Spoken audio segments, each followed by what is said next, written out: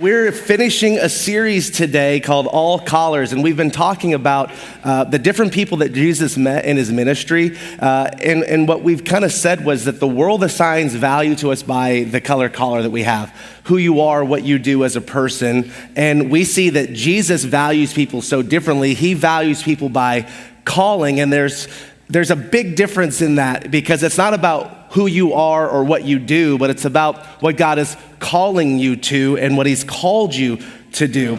And today we're going to be looking at what we would call the invisible collar. All right, what is the person who's looked at blue collars, looked at pink collars, looked at white collars, but it's really those invisible collars, the unnoticed people, the ones that have the pain, neglect, they feel forgotten, and maybe some of you are in the room today can relate to that. You feel pain, you feel neglect, you feel alone, you feel forgotten, you feel unloved, unseen. That's what we're going to be talking about today. Jesus always moved towards those people in a way that their society never did. And that's our challenge for us this morning, is to move towards people who maybe have invisible collars. And we'll look at 4 different types of invisible collars this morning, because sometimes when you think that, you think just poverty, but it's not just poverty. There are different types of people within that category that Jesus moved towards. And the first one we're going to see is this: it's the invisible because of suffering. There are some people that wear the collar of suffering and they feel unseen. And what we're going to see here in Mark chapter 5, Jesus is going to a guy named Jairus' house. His daughter is extremely sick. He has heard about Jesus. He knows that Jesus can save his daughter, can rescue his daughter. And so this guy Jairus goes out of his way to find Jesus, to take Jesus to his daughter. But along the way, on the path, and at this point in Jesus' ministry, there were countless hundreds and thousands of people, just a mob, just continuing to follow Jesus around. So everywhere he went, he was surrounded by people, and they're trying to get to Jairus' house. And as they were going there, a woman who was sick for 12 years of bleeding is going to actually meet Jesus. So it would be in Mark chapter 5. We're going to start in verse 25. Listen to what it says here. It says, "A woman in the crowd had suffered for 12 years with constant bleeding. She had suffered a great deal from many doctors, and over the years she had spent everything she had to pay them, but she had gotten no better. In fact, she had gotten worse." Now, think about this for a second. Like this lady has a medical issue, and for 12 years she's been bleeding. All right. Now, some translations say like she's hemorrhaging. What we can know is that she's just got girl problems. All right. And my wife says this a lot. Sometimes it's tough being a girl, and I can say I don't want any part of that smoke. I don't want none of that. You know what I'm saying? And this lady is dealing with it. And she's trying to figure it out. She's trying to help herself. She's trying to get better. And I think any one of us, we're trying, if you get sick or whatever, we're doing all this stuff. I sound kind of different today, but all I know is I'm going to go home. I'm going to take some apple cider vinegar. I'm going to gargle that junk, swallow it, and then I'm going to be fine, right? It's just one of those things. It's just allergies, right? It's like that. But then there are some people who have chronic illness, and you're trying to figure out your issues, and you're trying to get better. And this lady's doing that. And it said that she was pretty wealthy. She had a lot of money, and she spent it all on the doctors. They didn't have health care like we do today, right? There wasn't no co-pays. She's paying these doctors to get better.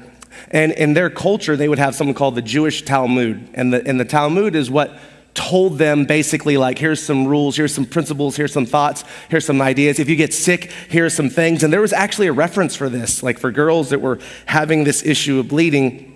There were actually 11 different remedies to solve your problems. Ladies, if you got this problem, you can try some of these things, all right?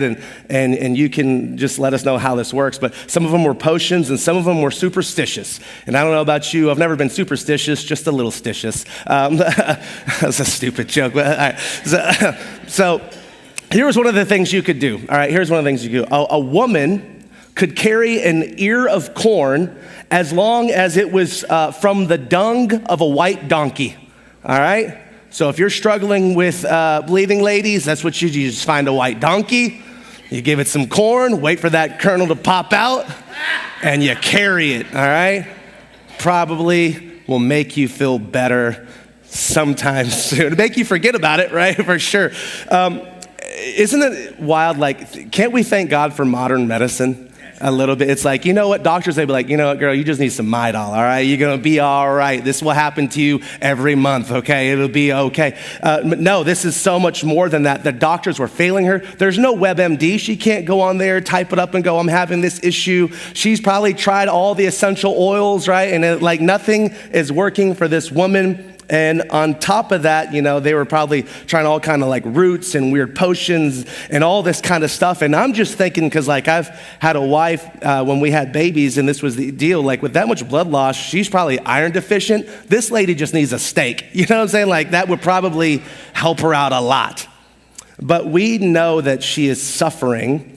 And because of her suffering, she faced a lot of rejection, and there's a social stigma attached to this issue that she had. Because again, remember what we were saying, in the Jewish culture, the idea of blood would be unclean.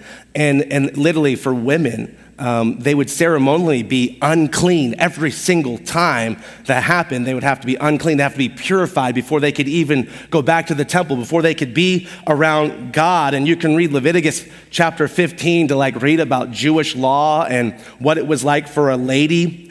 But anything she touched would become unclean. Could you imagine that?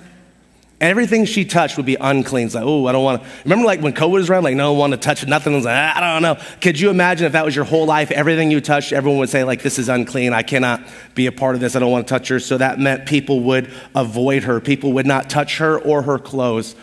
She'd spent all her money. If this lady was married at this point, her husband has left her because he's not going to stick around and be with this kind of situation.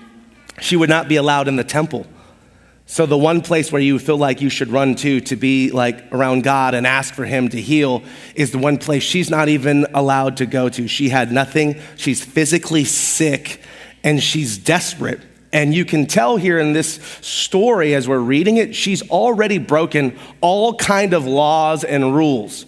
Because it said they were in a crowd of people and she was there. Had people known about her, because obviously she's just another face in the crowd, but had people known that she had this issue, she could have been taken out and killed for putting everyone at risk of being unclean. And yet here she is, socially been erased, and she's desperate for help. She just needs someone to see her. And she hears about Jesus, and he's walking along the way, and she puts everything on the line just to get an opportunity to touch him. Listen to what it says here as we continue on in verse 27. She heard about Jesus, and she came up behind him through the crowd and touched his robe.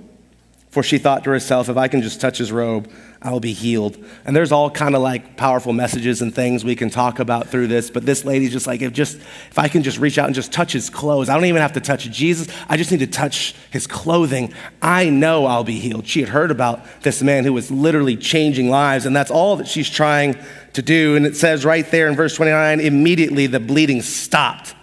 She could feel it in her body that she had been healed of her terrible condition. Can you imagine how amazing that moment felt for her? Like that moment where she knew, she could feel it. Like, you know, when you're sick or something's really wrong with you, you know, like when you're better. This lady felt it instantly. She knew she had been healed just from touching the garment of Jesus. Verse 30, Jesus realized at once that healing power had gone out from him. And so he turned around in the crowd and asked, who touched my robe? Now, I love the scriptures because it just tells us like how it is. In verse 31, the disciples said to him, look at this crowd pressing around you, Jesus. How can you ask, who touched me? It's like the disciples like, seriously, Jesus? Thousands of people have touched you, all right? Like there's no 6 feet of separation here, okay? We're all touching everybody, and we're just a glob of people walking. How can you ask kind of a dumb question? Verse 32, but he kept on looking around to see who had done it. Jesus knows. And what's wild is like, he already knows who it is. Jesus already knows because he's all knowing. He knows who touched him, but he's given the lady a chance to be able to speak up for herself. In verse 33, the frightened woman, trembling at the realization of what had happened to her, came and fell to her knees in front of him and told him what she had done. And he said to her, "Daughter, your faith has made you well. Go in peace. Your suffering is over." How cool is that Jesus gives her an opportunity to speak up for the first time. Here's a woman who had been overlooked for 12 years. I mean, you can imagine maybe there's been a little bit of patience at the beginning, but when she spent all of her money, can you imagine the doctors stopped returning her phone call, friends stopped returning her phone call, she stopped getting invites to go to the playground to hang out or whatever it was, like with kids or whatever, like everyone had left her, she'd been alone. No one had literally touched this woman in 12 years, just physical touch. And there's something about like just touch, and we're not just talking about romantic stuff. We're just even like a hug to someone, shaking someone's hand, like a pat on the back or a hand on the shoulder. There's something about human touch because we were created for that kind of connection with other people. She had not had it for 12 years. She touches the garment of Jesus. She knows she's been healed, and now she's freaking out because the one person who healed her, she thinks he's about to completely reject her. And then he calls her daughter. And that's so powerful because he restores to her her dignity. What you were, you are no longer. You are now this other thing. You have belonging. Her 12 years of suffering had been completely gone. And there are people in this room today who feel invisible through the suffering, and you're suffering through something. It could be physical suffering. It could be mental suffering. It could be the loss. And so you're feeling suffering in your life and you feel unseen. Jesus sees you and he will restore to you that thing. Here's the second thought. Invisible because of time. There are some people who wear the collar of invisibility because of time. Jesus is going to meet a man who had been disabled for 38 years. That's longer than a lot of you have been alive, all right? 38 years. And we're going to see this in John chapter 5, because this man had gotten to a point in his life where he just knew, I'm not going to see this healing that I thought I wanted, this thought I was going to have. You ever get to the place where like you just finally kind of chalk it up to, this is what it's going to be? Like you just realize like, I had these thoughts, I had these dreams, I have these ambitions, I had these desires. Then the realization just comes, this is just what it's going to be. This is just my life. That's where this guy is at in John chapter 5. It said this, Jesus had met one of the men lying there, had been sick for 38 years. Now, let me give a little bit of context. Jesus kind of walks by this pool, and there was this pool where all types of sick people laid by. And there was something about this pool that would happen. They said every once in a while, like it felt like an angel would come and would stir the waters, it said. And the first person to get in the water would be healed. That would be wild, right? What if we're like, hey, listen, there's this little watering hole out in Hoax Bluff, all right? Now, no, get the Goodyear plan, but just if you stick around it every so often, it trembles. And if you get up in that water, you're healed. Could you imagine all type of people be hanging out, just waiting? That's what was going on here at this pool. They were waiting for people to be healed, and it was crazy. It would happen there was no like, hey, like, Old Faithful every hour on the hour-ish. No, it just happened when it happened, and when it happened, you better be there so you could be the first one. Verse 6, it says, when Jesus saw him, he knew that he had been ill for a long time, and he asked him, would you like to get well? So, right, Jesus says, do you want to get well? Isn't that, I think it's so funny that Jesus asks sometimes the most obvious questions. It's like the dude has been 38 years. What do you mean, do I want to get well? Like, bro, like what? But Jesus asks the most obvious things so that we can speak out loud that thing that we need to say. Sometimes it just goes without saying, but like, he still wants us to answer. So Jesus asked this guy a very simple question that obviously Jesus knew the answer to, but he wanted to hear what this guy had to say. But listen to what he says in verse 7. He says, "I can't, sir," the sick man said. "I have no one to put me into the pool when the water bubbles up. Someone else always gets there ahead of me." Now, we know that, unless you want to read it for yourself, Jesus heals this guy. That's not the part we're focusing on. What we're focusing on here is that this man says, "I have no one." That is a powerful statement. Sometimes we lie to ourselves and we say, like, "I have no one," like, "Hey, nobody understands," like, okay. And that's because we tend to over-exaggerate the thing that we're going through. No one knows what I'm going through. I'm the only one. It's like, and we lie to ourselves like that. You know, I think so many of us, we over-exaggerate our issues, like, you're not the only one. And I understand you might have a really horrible story, but you're not the only one. There are other people, and that's what the enemy does. He tries to isolate you, make you feel like you're the only one. And this guy has a different statement. He says, "I have no one. I have no one." And what's really sad about this is that Jesus takes the one guy, singles out the guy in the crowd who says, "I don't have anyone." And we know, like, he's paralyzed, he cannot move. And so what he's saying is, "I can't drag myself to get to the water quick enough. I have no one that will put me in." So there are other people that maybe have different types of disabilities and they're able to get to the water before me. And he's invisible because of time. 38 years is a long time. And maybe he has family that's still alive, but what happens? Over time, they just kind of like, he's just suffering still, he's just there. And over time, that connection maybe fades away. Some of you can relate to that potentially with family. It's like, you have family, but it's like you don't have family. You know what I'm talking about? Yeah. Like, it's like I have it, but I don't have it. I don't have anyone.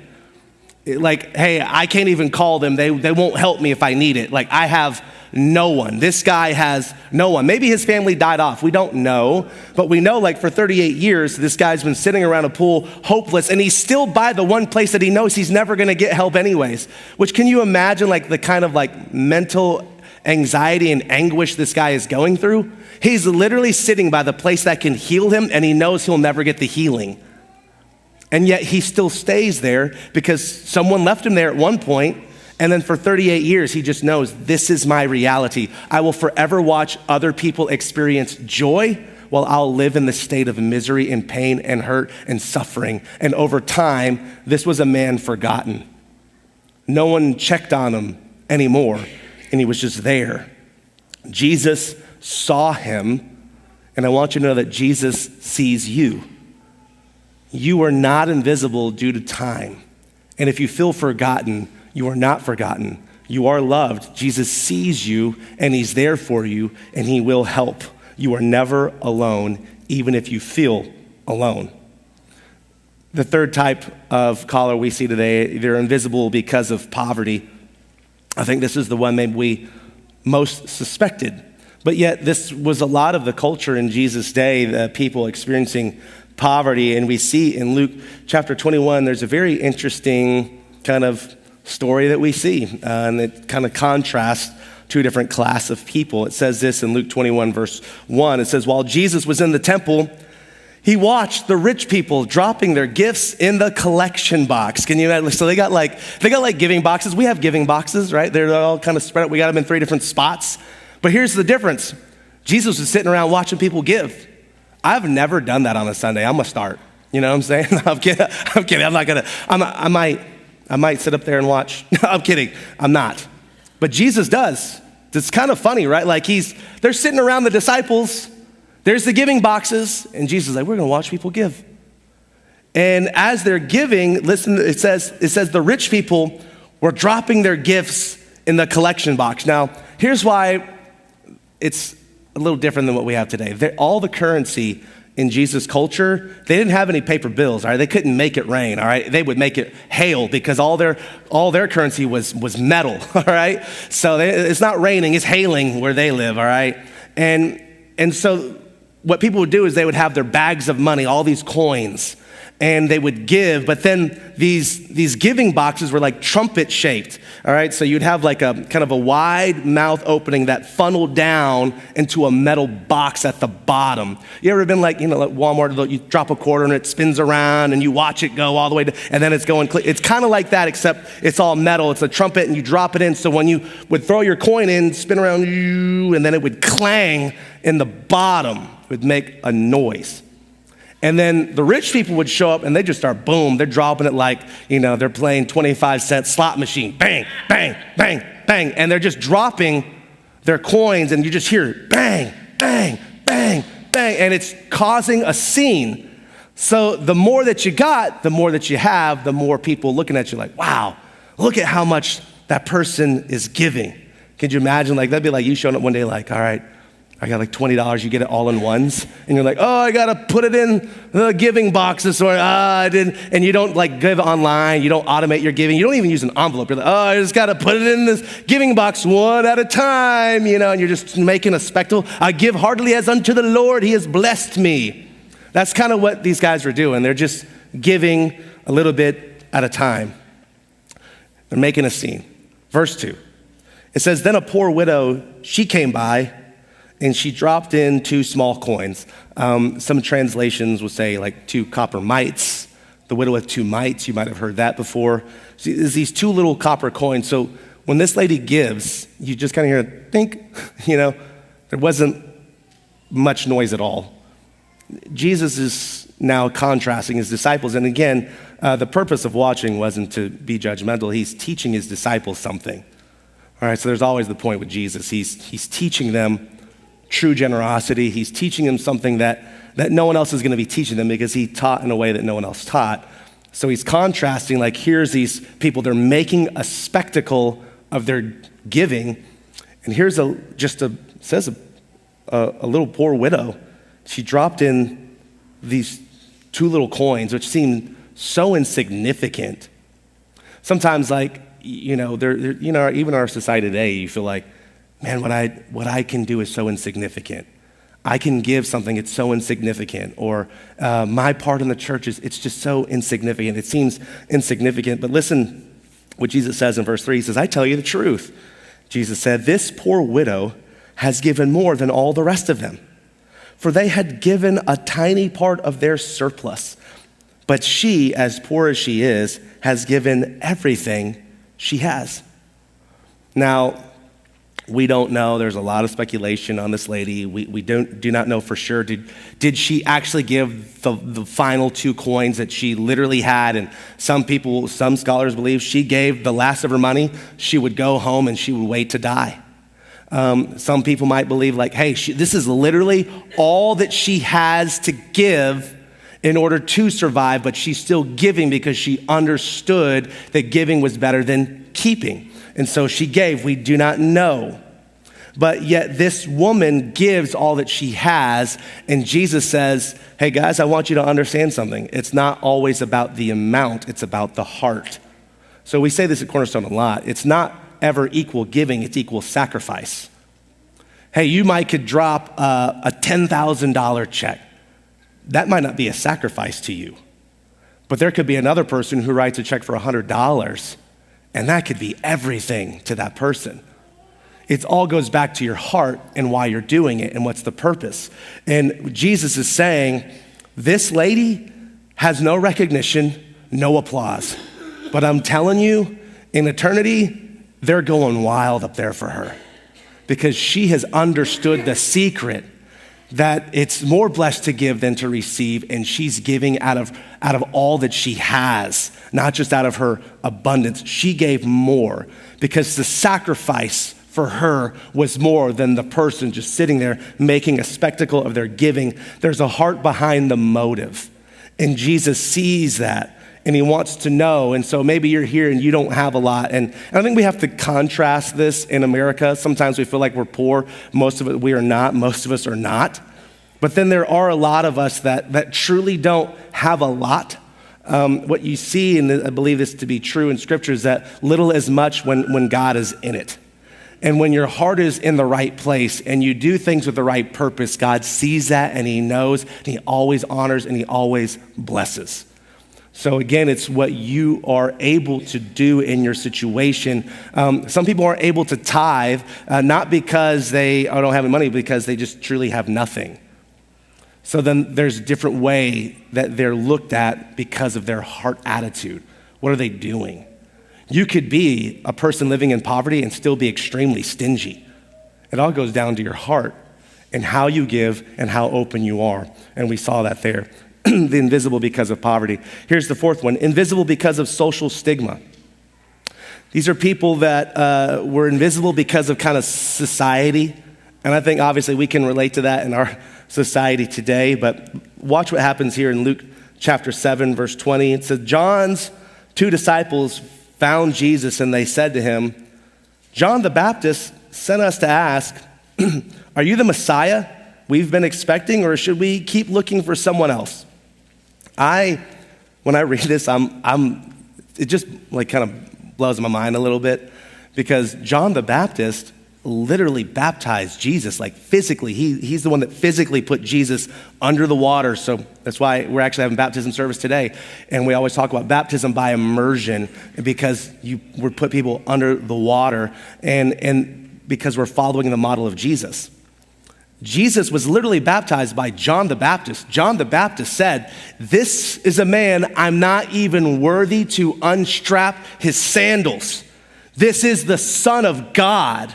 He's literally like, they're cousins. He knows God sent John the Baptist as what we would call the front runner or the forerunner, like the one who would proclaim the way of the Lord was coming. John the Baptist knew that Jesus was the Son of God, but now later on, Jesus doing ministry, John the Baptist doesn't even come himself. He doesn't even have like the gall. He's not even man enough to come ask Jesus himself.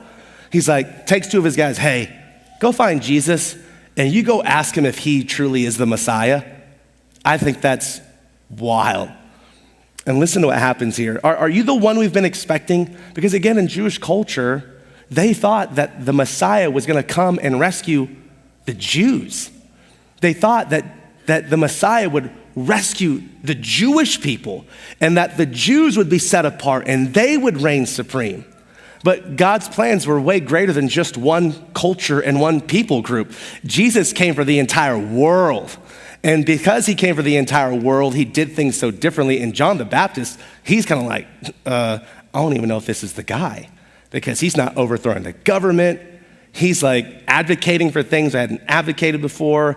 Maybe I put the stamp of approval on the wrong guy. Maybe I got it wrong.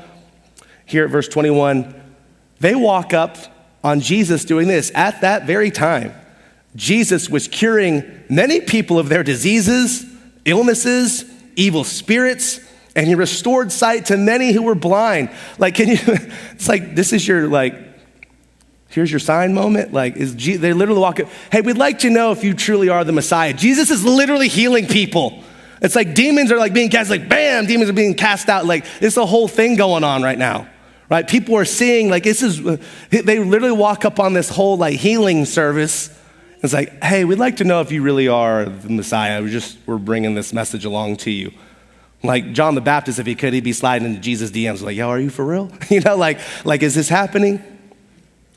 Then he tells John's disciples, go back and tell John and tell him what you have seen and heard. The blind see, the lame walk, those with leprosy are cured, the deaf hear, the dead are raised to life, and the good news is being preached to the poor. Jesus said, like, you go tell them what you just saw here. All the people that everyone has ever overlooked because of social stigmas, it's like, I'm reaching those people and I'm healing them. And their lives are being changed. And he says, and the good news is being preached to the poor. Jesus wasn't singling out a certain class of people. He wasn't like, I got to go to a certain neighborhood. I got to go like to the nice neighborhood. And we know, like in our town, there are nice neighborhoods and there are other neighborhoods and there's some you just don't go through. That's just the realities of being human beings. Jesus was like, I'm going to go to all the neighborhoods and I want to reach all the people. And anyone who's messed up, anyone who needs something, I will heal them and I will help them. See, in that culture, if you had any disability at all, it was looked at that like either you sinned or your parents sinned and God was mad at you, hated you, and he punished you. Could you imagine having a disability that you had no, like you were just born? And it was like, yeah, God's punishing you, right? Like I can't help it that I'm Asian, right? I can't help it. My mom's Korean, I can't help that. And Aaron likes to equally say, but you're also equally white. I'm like, yeah, but it gives me no street cred. You know what I'm saying? Like, so you got to claim what gives you the cred, right? I can't help that. I was literally just born. I did not ask for it. Neither did you. You didn't ask for it. You didn't ask for your situation. You were born. Of no choice, then you were just born. Two people got together, and now you're here. Can you imagine being born and then being told your whole life, God is mad at you. God has punished you. Your life? Yeah, God, what did your parents do? You must have really screwed up. Oh, this thing happened to you at work and now you can't work, and man, God is really mad at you. Can you imagine hearing that your whole life? God hates you, he's mad at you. Can you imagine people who are supposed to love the Lord? Why do you think like a lot of these people, like they were not a part of church or that thing? Because they were told their whole life that God rejected them. Jesus showed up and he's like, I am going to the very people who thought God isn't for them to let them know that this is who God came for. The most broken. I'm here for them. And maybe you're here today and you can relate because you also feel outcast. You feel like a burden. You feel lost. You feel overlooked. You feel unseen. You feel like God can't love you. Your life is jacked up, messed up. You show up to church, try to make yourself feel better, but you know in your heart, God can't really love you because no one's really loved you. If you ever thought, ever in your life, does God actually care? This message is for you today. God loves you so much that he brought you here in this moment to hear these words. You are seen, you are loved, you are heard, you are valued. You are not those mistakes, and he's got something better for you. You can choose to live in it, or you can choose to live in your current state, but you can have something better. You can have something better. I don't know what you're going through. I don't know what you're facing. But so often, so many of us in the room, we feel invisible because of just time. Some of us, we're at different stages of life and we look back over our life and we wonder where all time went, and now we feel invisible because of time. There are some of us who feel invisible because of just the things we had gone through. Maybe you don't have anything and so you feel invisible because of that. Maybe you're here and you just feel invisible because of like society and the things that you're walking through in society and all the difference of whatever it is. Jesus sees you, and he came to this world and he died for you like he died for anybody else. Nothing will keep you from God's love except yourself. You're the only person that will keep you from his love because he offers his grace to anyone who will take it.